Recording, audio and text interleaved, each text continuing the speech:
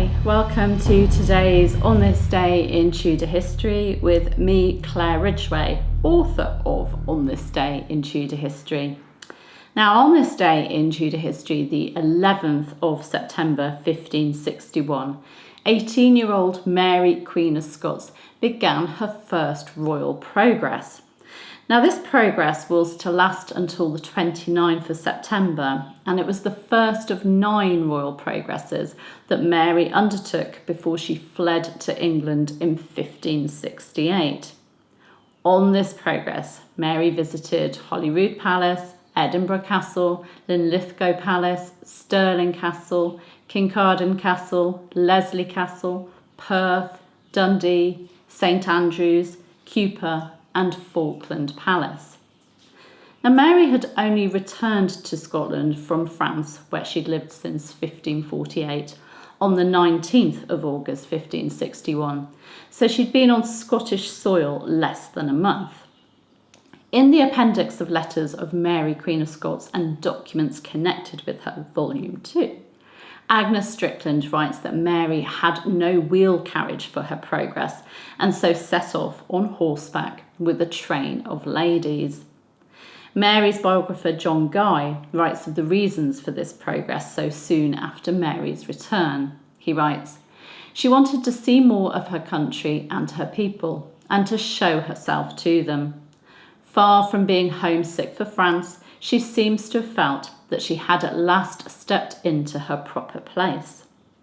And Guy writes that Mary stayed at Linlithgow Palace, where she'd been born in December 1542, for 2 days before moving on to Stirling.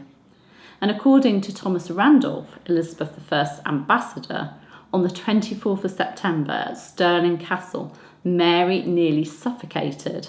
He wrote, "At Stirling, the Queen lying in her bed, having a candle burning by her, being asleep, the curtains and tester took fire, and so was likely to have smothered her as she lay."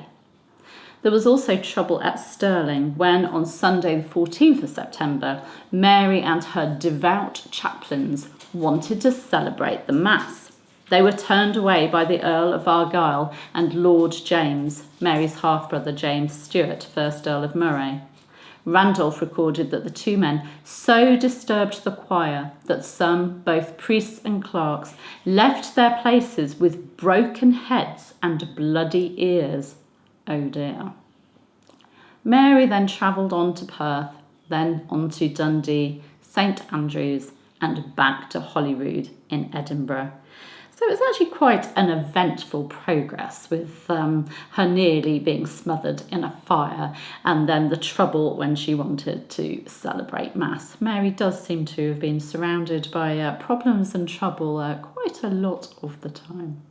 So that's what happened on this day in Tudor history. Mary set off on her first royal progress after having returned to Scotland from France. Thank you for joining me today. I'll be back tomorrow with another On This Day in Tudor History event for you. You can subscribe by clicking round about there. You can hit the bell to be notified as videos go live. And you can, of course, give this video a like as well. Thank you for following me. See you tomorrow. Bye-bye.